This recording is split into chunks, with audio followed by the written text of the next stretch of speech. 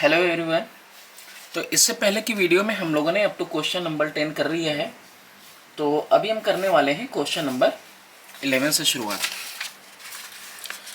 तो question number 11 में आप देखो क्या है कि ABCD is a trapezium with AB parallel to DC। If AB equal to 10, AD equal to BC equal to 4। यानी देखो आइसोसेलेस ट्रैपेजियम है, तभी दो साइड नॉन पैरेलल यहाँ पे इक्वल दिया हुआ है। And DAB equal to CBA equal to 60 degree. ये एंगल भी दे दिया है हमें। करना क्या है हम लोगों को, लेंथ CD की निकालनी है और डिस्टेंस निकालना है बिटवीन AB एंड CD। तो यहाँ पे पहले हमको डायग्राम बनाना ही पड़ेगा। तो जो भी इंफॉर्मेशन है उस इंफॉर्मेशन के अकॉर्डिंग हम क्या करेंगे, सबसे पहले डायग्राम ड्रॉ करेंगे।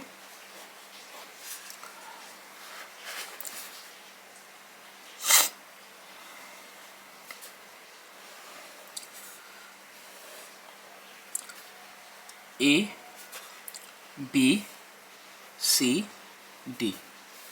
अच्छा, यही है एंगल जो कि दिया हुआ है 60 डिग्री, और ये एंगल इसके इक्वल है and this is also 60 degree. इसके अलावा और क्या इन्फॉर्मेशंस थी, ये 4 सेंटीमीटर का, ये भी 4 सेंटीमीटर का, और दोनों आपस में इक्वल, और ये दोनों लाइंस जो हैं पैरेलल हैं। AB की वैल्यू कितनी दी हुई है, 10 सेंटीमीटर। तो हाइट निकालनी है, परपेंडिकुलर गिरा लेते हैं दोनों साइड। डायग्राम इतना अच्छा नहीं बन पाया है, तो यहाँ पे हमने क्या किया, परपेंडिकुलर गिरा लिया। अब इसके बाद क्या करेंगे, तो जो काम किया वो भी लिख देते हैं हम। ABCD is a trapezium in which AB is equal to 10 and AD is equal to BC is equal to 4 centimeter.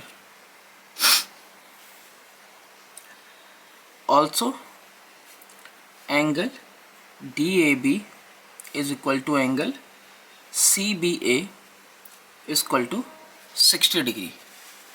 ये सारी इंफॉर्मेशंस हो गई। अब हमने किया क्या है, ड्रॉ CL परपेंडिकुलर, यहाँ L लगा दिए, यहाँ M लगा दो, तब CL perpendicular AB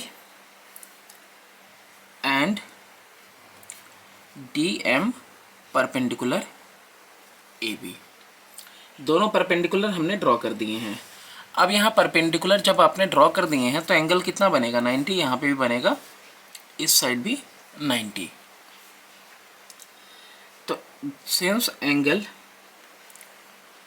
DAB equal to angle CBA 90 degree each. किसकी बात कर रहे हैं बेटा, DAB की और CBA की। अरे ये 90 डिग्री कहाँ है, ये 60 डिग्री ईच है, गिवन है, ठीक है। 60 डिग्री ईच, ये वाली एंगल और ये वाली angle. Therefore, ABCD is isosceles trapezium। ठीक है, तो ये लाइन नहीं लिखते तो भी काम चलता, ठीक है। तो इसको नहीं लिखो, ये ऑलरेडी हमको पता है। देखो दोनों साइड इक्वल दिया है, यानी कि ये आइसोसेलेस ट्रेपेजियम है। ये यहाँ से भी पता चलता है कि AD equal to BC equal to 4 centimetre isosceles trapezium है। तो डायरेक्टली हम क्या करते हैं, इन राइट ट्रायंगल ADM, दिख रहा है A यहाँ है, D यहाँ है, M।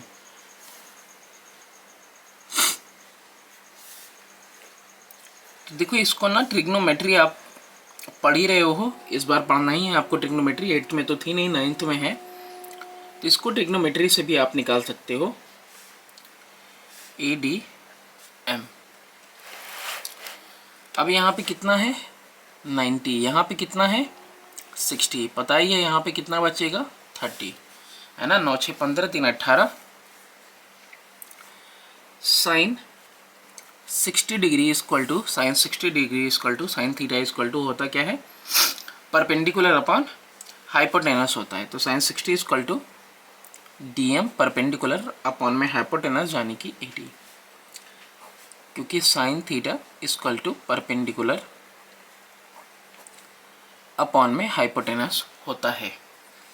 तो जैसे ही आप इसको लगाओगे तो DM के साइन 60 की वैल्यू कितनी होती है, तो साइन 60 की वैल्यू √3/2 होती है। DM की वैल्यू कितनी है नहीं मालूम, निकालना है।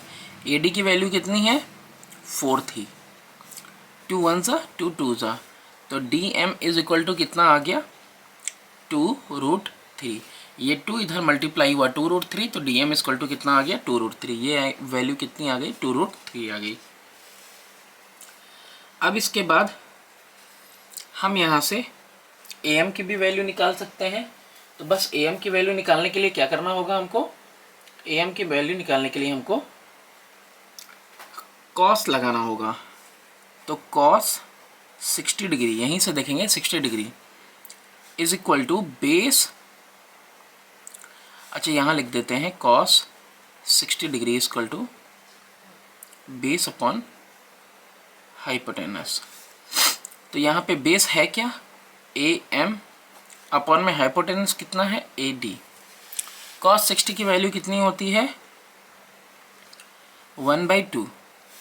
AM कितना है नहीं पता, AD कितना है 4 है, 2 1 ज़ा 2 2 ज़ा, देखो इसके आगे का स्टेप है 2 1 ज़ा 2 इक्वल टू AM। AM की वैल्यू कितनी आ गई 2, AM की वैल्यू 2 आ गई। तो देखो यहाँ पे ये आइसोसलेस था, AM इक्वल टू LB है, तो AM equal to LB equal to 2 centimetre. तो therefore CD is equal to AB minus AM plus LB। यानी यहाँ पे आप डायग्राम में देखो, अगर CD आपको निकालना हो तो पूरे AB में से आपको AM और BL निकालना होगा। तो हमने क्या किया, पूरे CD को निकालने के लिए AB में से AM प्लस LB निकालना है। तो यानी कि ये 10 है और ये कितना है 2 + 2, कितना आ जाएगा 10 - 4 equal to 6 centimetre. Next question है क्वेश्चन नंबर 12। क्वेश्चन नंबर 12 में क्या है, डायग्राम ऑलरेडी है, find the value of y so that EFGH is isosceles. अब यहाँ देखो डायग्राम बिना बनाए भी हम लोग कर सकते हैं, क्योंकि यहाँ ऑलरेडी जब इसने आइसोसलेस बोल रखा है यानी कि ये दोनों बेस एंगल्स इक्वल हैं, ठीक है। तो since EFGH is an isosceles trapezium, therefore angle E base angle is equal to angle F। इस वाले के एंगल E की वैल्यू है 2y² - 25 is equal to y² + 24 degree, ये होगा। तो अब देखो यहाँ पे 2y² y², तो 2y² - y² इधर कर दिया इक्वल टू 24 + 25 यहाँ कर देंगे। तो y² is equal to how much 49, y is equal to √49 और ये वैल्यू कितनी निकलेगी 7। तो यहाँ पे दोनों साइन लगाएंगे, या तो +7 या तो -7, क्योंकि ये वैल्यू कहाँ से निकली है रूट से। आसान था काफ़ी। Question number 13। अब क्वेश्चन नंबर 13 में आप देखो PQRS is a rhombus in which the diagonal PR is produce to T। ये एक रोम्बस है यानी चारों साइड इसके इक्वल होंगे और ये डायगोनल है, बस इसको प्रोड्यूस कर दिया गया। देन फाइंड XY, X भी निकालना है, Y तो 90 डिग्री होगा। Y 90 क्यों होगा, क्योंकि diagonal bisect each other at 90 degree. ZX ये थोड़ा सा हमको निकालना पड़ेगा, लेकिन ये तो हमको पता है कि 90 डिग्री होगा यहाँ पे Y।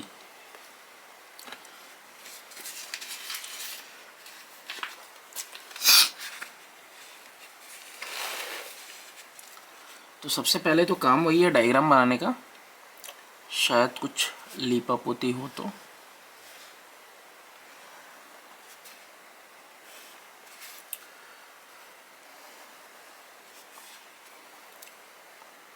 ये रहा, बस इतना ही बनाते हैं। ये टी है आपका, ये 152 डिग्रीज थी, ये आपका वाई डिग्रीज है, यहाँ पे एस पी क्यू और यहाँ पे आर। ये आपको दिया हुआ है जेड और ये दिया हुआ है एक्स।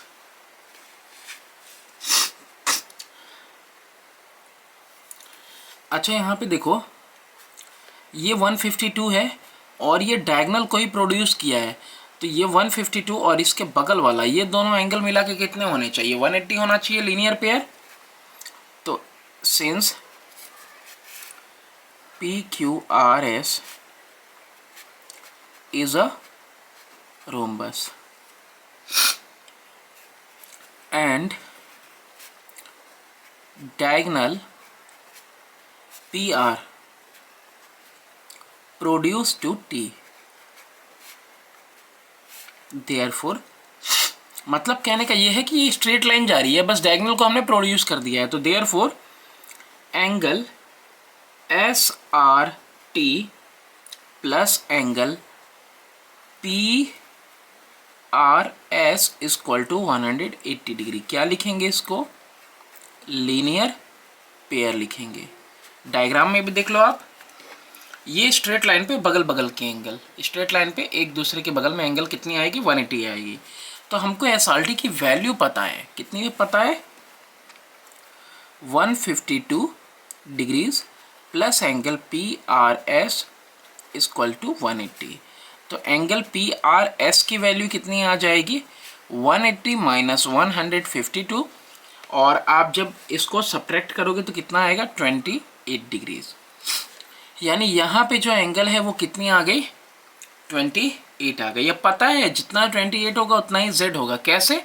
क्योंकि चारों साइड इक्वल होती है, तो ये एक आइसोसेलेस ट्रायंगल बन गया, तो ये एंगल और ये एंगल इक्वल हो जाएंगे। इसके अलावा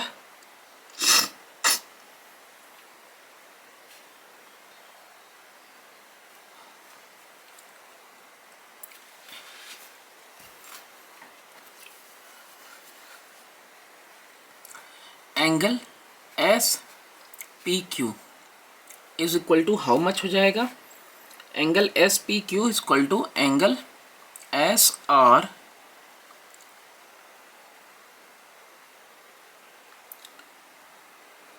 Q is equal to 2 into angle PRS। अब देखो ये लिखा क्यों है, ये आपको हम समझा दे रहे हैं क्यों लिखा है हमने। ये बताओ, ये एंगल P, ये नाम 3 से देखो हर कोई कंफ्यूज होता है। हम कह रहे हैं आपसे एंगल P एंगल R के इक्वल है या नहीं है? कहोगे बिल्कुल है। अपोजिट एंगल इक्वल होती हैं किस में? रोम्बस के अंदर। तो ये अपोजिट एंगल आपस में इक्वल हुई, और इक्वल हुई तो इसी का दुगना तो होगा ये एंगल। ये लास्ट में लिखा है 2PRS, यहाँ पे जो PRS 28 लिखा है, 28 ये तो 28 ये 56 होगा, तो यही चीज़ लिखी है हमने। अब बस यही चीज़ मैं यहाँ पे करने जा रहा हूँ। 2 इंटू 28 कितना आ गया? 56 डिग्रीज। ये भी 56 है, ये भी 56 है। अगर ऐसा हुआ तो अभी देखो क्या होगा, दो एंगल क्या है, ये वाली और ये वाली आपस में कैसे दिख रही हैं आपको? ये दोनों को इंटीरियर एंगल है। देख लो, ये R और Q, R एंगल और एंगल Q दोनों क्या है? को इंटीरियर एंगल है। या फिर एंगल P और एंगल Q भी कह सकते हो आप, को इंटीरियर एंगल हैं। तो हम यहाँ लिख देते हैं angle PQR plus angle SRQ is equal to 180 degree. और क्या लिखेंगे रीज़न? को इंटीरियर एंगल। अब यहाँ 2 इंटू 28 किया है, तो इसके लिए भी रीज़न लिख देते हैं। ये इसका दुगना कर दिया बस एंगल को लिखने के लिए। तो यहाँ पे हम रीज़न लिख देते हैं कि since diagonal of rhombus bisect the angles. अब यहाँ पे ये दोनों एंगल मिला के कितना हुआ? 180 डिग्री। PQR की वैल्यू कितनी है बताओ? नहीं पता, PQR की ही तो निकालनी है, यानी इस वाले Q की निकालनी है। SRQ की यही है 56। तो पी क्यू आर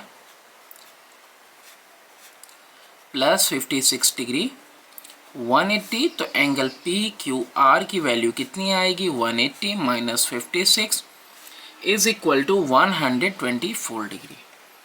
अभी देखो आपको पता है इसका 124 है, पूरे का 124 है, इस पूरे का कितना है 56 है।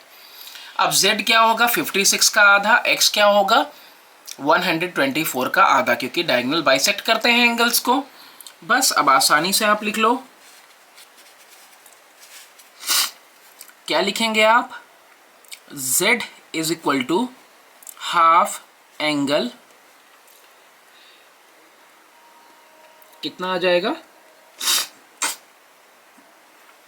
एस पी क्यू, और एस पी क्यू हमने निकाला हुआ है कितना है 56, यानी कि 1/2 into 56 equal to how much 28 degrees. X equal to कितना आ जाएगा half angle P Q R, यानी कि 1/2 इंटू पी क्यू आर अभी कितना निकाला भाई आपने 124, यानी ये डायरेक्टली हो जाएगा 62। एंगल y, तो y को हम लोग डायरेक्ट लिख देंगे 90 डिग्री, और यहाँ क्या लिखेंगे डायगोनल ऑफ रोम्बस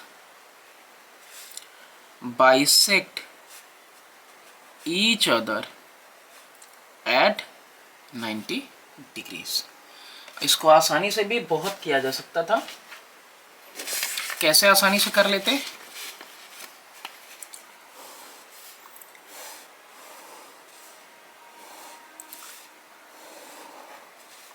ये 152 बगल में आएंगे 152 के 28, ये साइड इक्वल आइसोसलेस, तो ये भी कितना आया 28 डिग्रीज आ गया। ये कितना आया भाई 90 डिग्रीज आ गया। तो 90 डिग्रीज के बाद 9 और 28 कितना हो गया 9 2 11 118 है ना। तो ये कितना आना चाहिए 62 डिग्रीज। अगर ये 62 है तो ये कितना आएगा 62, और एंगल बाइसेक्ट होता है तो ये भी कितना आएगा 62 डिग्रीज। तो आप जैसे चाहो कर सकते हो, कई सारे ऑप्शन मिलेंगे। आप कोई और तरीका इस्तेमाल करते हो तो भी कोई दिक्कत नहीं, लेकिन आंसर तो आपका आना सेम है। अब देखो यहाँ पे लिखा है क्वेश्चन नंबर 14 के लिए जो डायग्राम है ना, वो डायग्राम नीचे है 11.34। In figure 11.34 ABCD is a rhombus. ये एक रोम्बस है ABCD and AB is an equilateral triangle. अब ये जो ABE है इक्विलेटरल, यानी कि तीनों साइड इसके क्या हैं इक्वल हैं। BCD की वैल्यू यहाँ 78 है।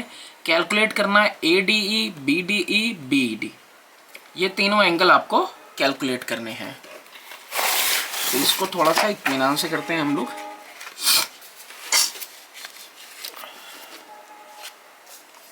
क्वेश्चन नंबर 14 13 ही किया था ना अभी। तो यहाँ पे सबसे पहला काम है एक डायग्राम बनाना।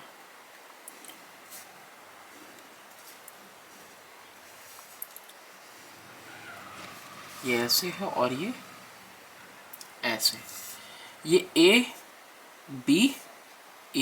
एक खास बात देखो, जो इक्विलेटरल ट्रायंगल का बेस है उसी से तो क्या बन रहा है रोम्बस। तो रोम्बस पहले मान लो ये चारों साइड इक्वल हैं, ठीक है रोम्बस की।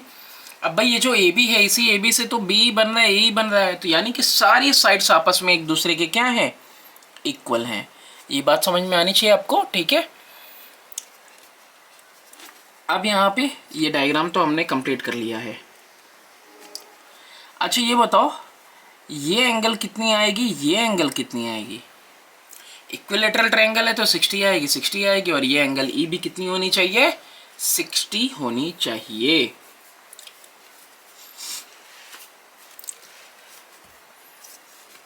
Angle EAB is equal to 60 degree, और रीज़न क्या होगा इक्विलेटरल ट्रायंगल, ये रीज़न है हमारा।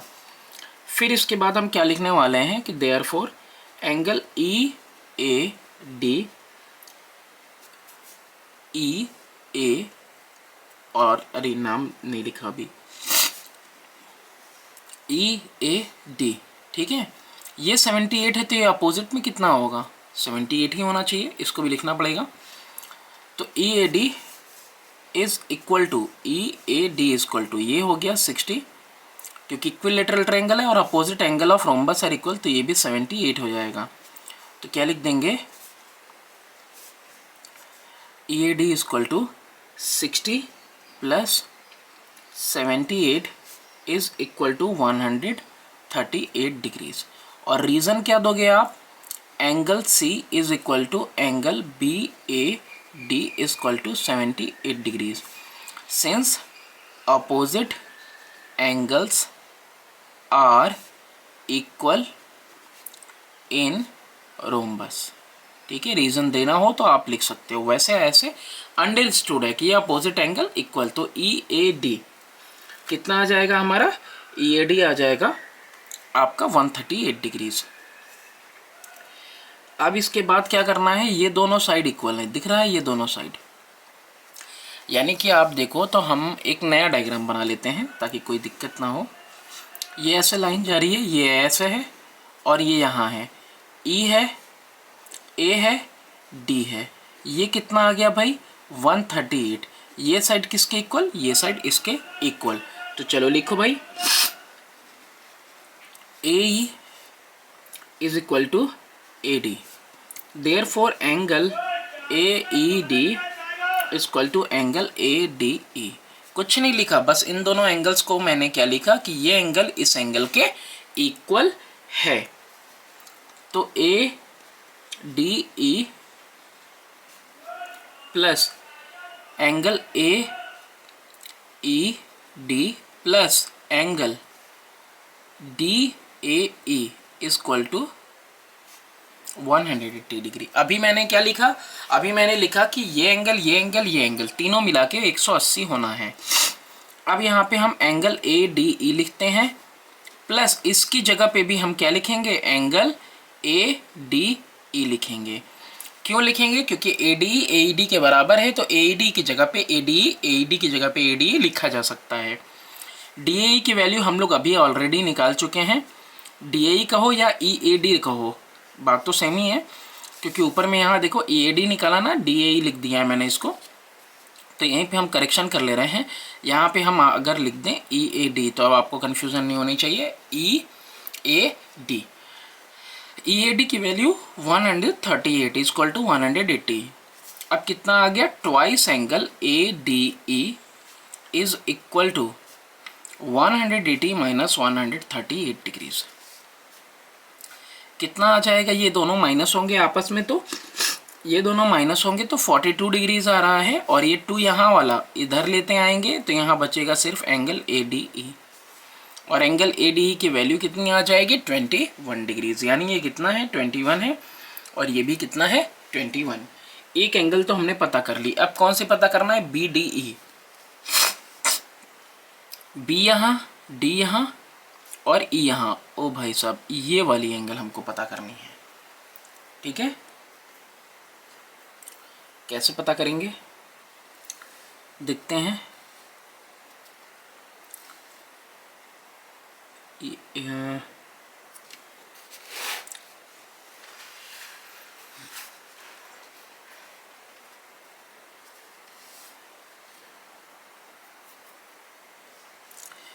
एंगल AEB कितना है बताओ, 60 डिग्री है कि नहीं है, इक्विलेटरल ट्रायंगल की वजह से। आप देखो डायग्राम में, ये पूरा एंगल कितना है 60 डिग्री है कि नहीं है, बिल्कुल है पूरी 60 डिग्री, क्योंकि इक्विलेटरल ट्रायंगल है। एंगल BED अगर हमको निकालना हो एंगल BED, तो क्या करेंगे हम, एंगल AEB में से माइनस करेंगे एंगल AED, है ना। अच्छा अभी देखो, ये 21 आया था, ये 21 आया था, मैं यहाँ पे 21 लिख देता हूँ। टोटल कितना है 60, तो 21 इस साइड हो गया, तो 60 में से 21 जाएगा तो यही बचेगा ना, यानी ये हो जाना चाहिए तुम्हारा 39, ठीक है।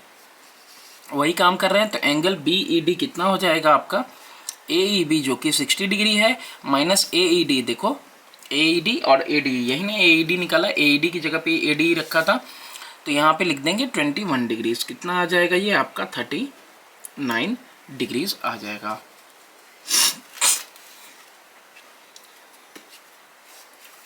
तो दो एंगल हम लोगों ने निकाल लिए, एक कौन सा निकालना था AD और दूसरा BDE निकालना था ना, ये वाली एंगल निकालनी है। अभी हम लोगों को कौन सी पता चली, ये 39 वाली, और ये कितनी है, ये 60 डिग्रीज है, और यहाँ के हिसाब से हम लोगों को निकालना पड़ेगा। चलो कोई नहीं, अभी इतने स्टेप के बाद आगे बढ़ते हैं, वो भी पता चली गया है। अच्छा, angle BCD plus angle CDA क्या होगा, ये 180 डिग्री होगा। क्या लिखेंगे इसको, को इंटीरियर एंगल लिखेंगे। देखो डायग्राम में BCD ये एक एंगल और CDA, देखो यहाँ 78, यहाँ ऑलरेडी 21 निहित है इसमें, और यहाँ 71 है, तो यहाँ और यहाँ कितना होगा बताओ, ये भी हम लोग देख लेते हैं अभी।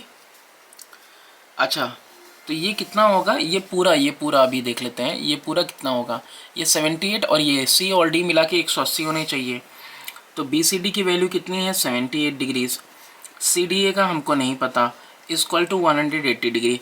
CDA मतलब एंगल D, तो angle CDA is equal to how much, 180 minus 78, कितना आ जाएगा, इक्वल टू 102 डिग्रीज। ये कितना आ गया, 102 डिग्री आ गया। ठीक है, डायगोनल क्या करता है, बाइसेक्ट करता है, तो 102 का आधा कितना होगा, 51 होगा। ठीक है, कितना आ जाएगा ये, 51। यही चीज़ अभी लिखना है हमको। देखो यहाँ पे ये रोम्बस है, नीचे सिर्फ देखो, तो ये एंगल C है 78, तो एंगल D पूरा 102 हो जाएगा। 102 का आधा 51 और आधा इधर हो जाएगा, क्यों, क्योंकि डायगोनल एंगल को बाइसेक्ट करता है। तो 51 में से 21 घटाएंगे, इसकी वैल्यू कितनी आ जाएगी, 30 आ जाएगी। और यही चीज़ अभी हम लोग लिख के देखेंगे। क्या लिखेंगे, since BD is diagonal, BD क्या है भाई, हमारे लिए एक डायगोनल है ऑफ किसका, rhombus, therefore angle BDA is equal to half angle CDA is equal to 1/2 into 102, यानी कि 51 डिग्रीज। वही बात हमने कही, BDA पूरे का आधा, B है, D है, A है, पूरे D का आधा, यानी कि 102 का आधा 51 इधर और 51 इधर हो जाएगा। तो BDA इक्वल टू कितना आ गया, 51 डिग्रीज आ गए। And angle ADE is equal to how much, 51 degrees. तो अभी इसके बाद का देखो, हम लिखते हैं आपके सामने।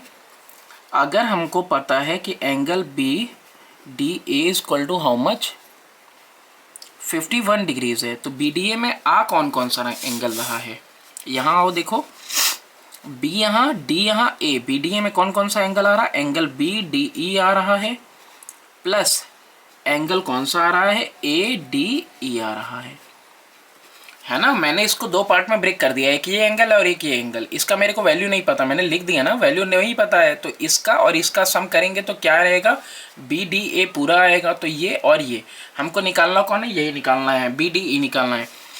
तो हमको BDE नहीं पता, लेकिन ये 21 हमने कैलकुलेट किया, तो एंगल BDE की वैल्यू कितनी आ जाएगी, 51 minus 21 is equal to how much, 30 degrees आ जाएगी।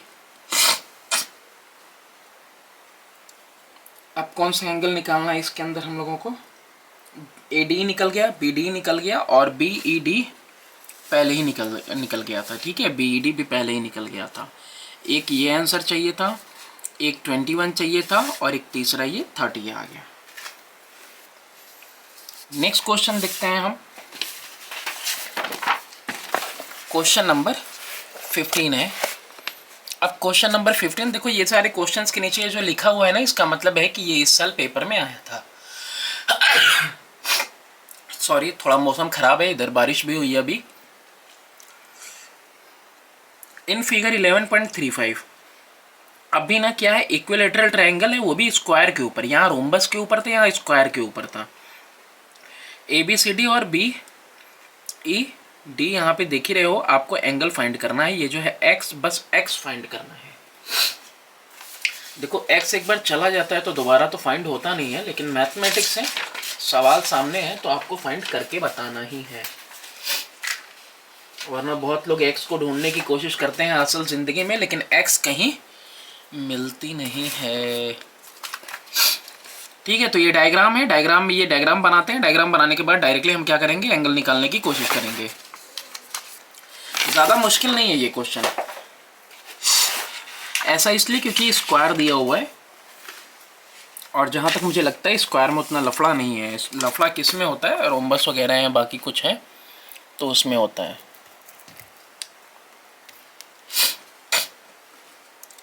ये मैंने बना दिया एक स्क्वायर।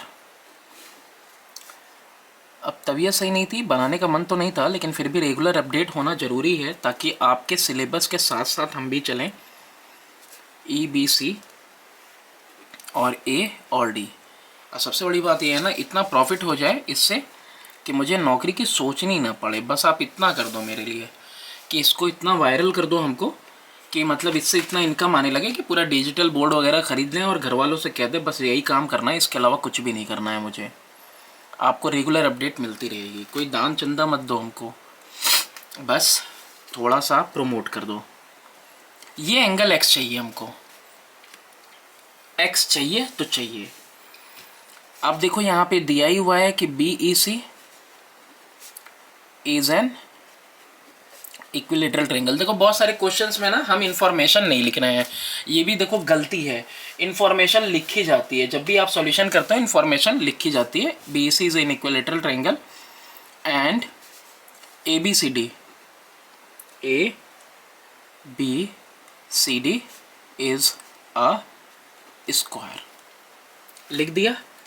अब यहाँ पे देखो, अगर ये स्क्वायर है तो चारों साइड इक्वल भाई, और ये चारों साइड इक्वल है तो ये सारी साइड इक्वल है। तो therefore CD is equal to CE। कोई दिक्कत नहीं होनी चाहिए। बहुत आसानी से इस क्वेश्चन को हम कर सकते हैं। डायग्रामेटिकली पहले ही कर दे रहे हैं ताकि आप कंफ्यूज नहीं हो। ये इक्विलेटरल ट्रायंगल का एंगल है 60 डिग्री, ये 90 डिग्री, 9 6 15 150 डिग्रीज हो गए। 150 डिग्रीज के बाद ये साइड इक्वल है तो आधा यहाँ जाएगा, एक आधा यहाँ जाएगा, यानी ये भी 15 डिग्री जाएगा और ये भी 15 डिग्री जाएगा। यही लिख के बाद में दिखाएंगे। 60 में से 15 जाएगा, x की वैल्यू कितनी बची, 45 डिग्री बची। बस यही चीज़ बस लिखना है हमको, है ना। Therefore angle CED is equal to angle CDE। ठीक है, यानी ये एंगल मैंने लिख दिया इस एंगल के equal. Angle ECB is equal to 60 degree. ECB ये 60 डिग्री, इक्विलेटरल ट्रायंगल है तो रीजन। अच्छा, एंगल BCD कितना आ जाएगा, इक्वल टू 90 डिग्री। क्यों, क्योंकि ये स्क्वायर है।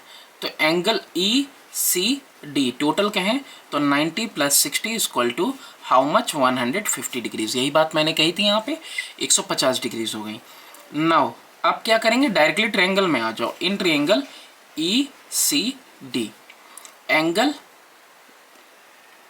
CED plus angle CDE plus angle ECD equal to how much, 180 degrees. CD दोनों इक्वल हैं, यहाँ मैंने ऊपर लिख दिया है। तो एंगल CED एक बार, फिर एंगल CED एक बार। क्यों, इसी की जगह पे इसका नाम बदल दिया, है ना। ये दोनों आपस में इक्वल हैं तो हम इसकी जगह पे इसी को लिख रहे हैं, क्योंकि कोई एक वैल्यू तो निकलनी चाहिए। दो वेरिएबल कैसे काम करेगा। 150 निकाल ही चुके हैं यहाँ पे ECD equal to 180 degree. Twice angle CED is equal to 180 minus 150। तो what will be the value of CED। CED की वैल्यू आ जाएगी आपकी 30 डिग्रीज। अपॉन में 2 यानी कि 15 डिग्रीज। देखो एक तो माइनस हुआ तो 30 आ गया और 2 इधर से यहाँ डिनोमिनेटर में आ गया। Now angle B E C is equal to 60 degree. क्या है reason? Equilateral triangle. B D दो पार्ट में है, देखो ना भाई, बी डी दो पार्ट में, एंगल एक्स और एंगल सी डी। तो एक तो पार्ट है एंगल एक्स और दूसरा है angle C E D is equal to 60 degree. अरे भाई सी डी निकाल लिया, कितना? 15 डिग्रीज। ठीक है, तो x की वैल्यू कितनी हो गई? x की value 60 minus 15 equal to 45 degrees. कहा ना आसान होगा, ये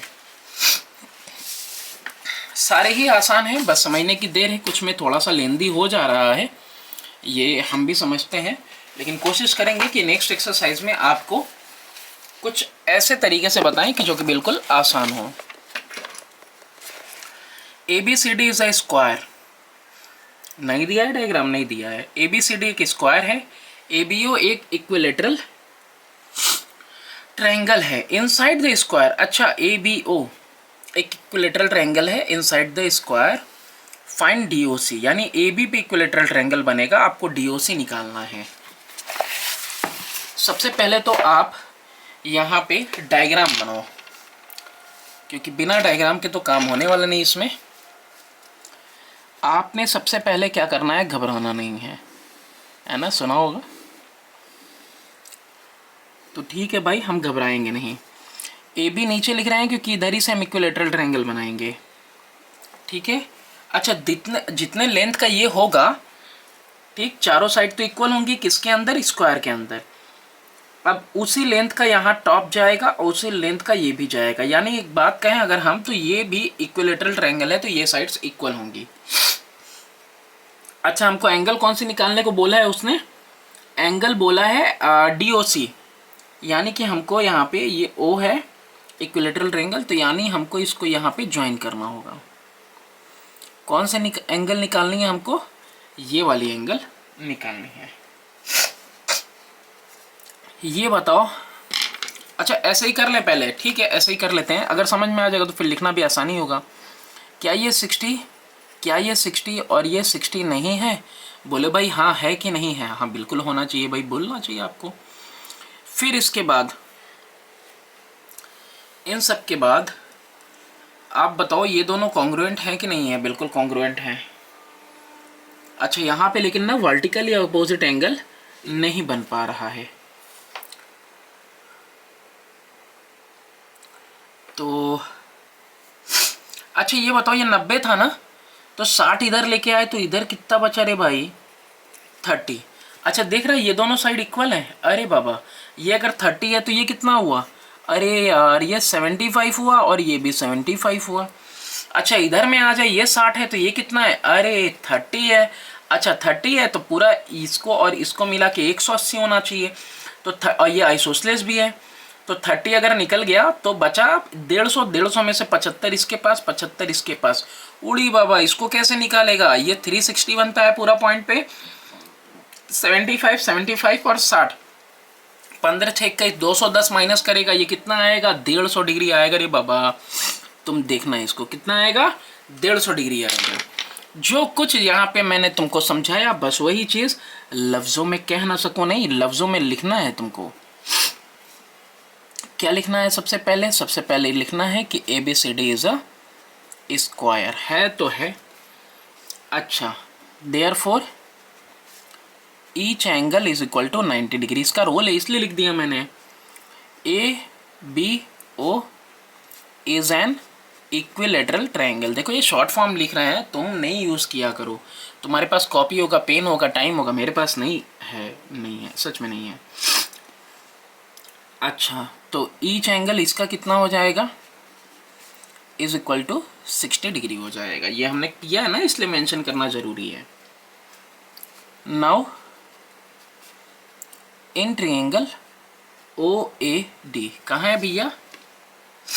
OA और D की बात कर रहे हैं, OAD की बात कर रहे हैं। Angle OAD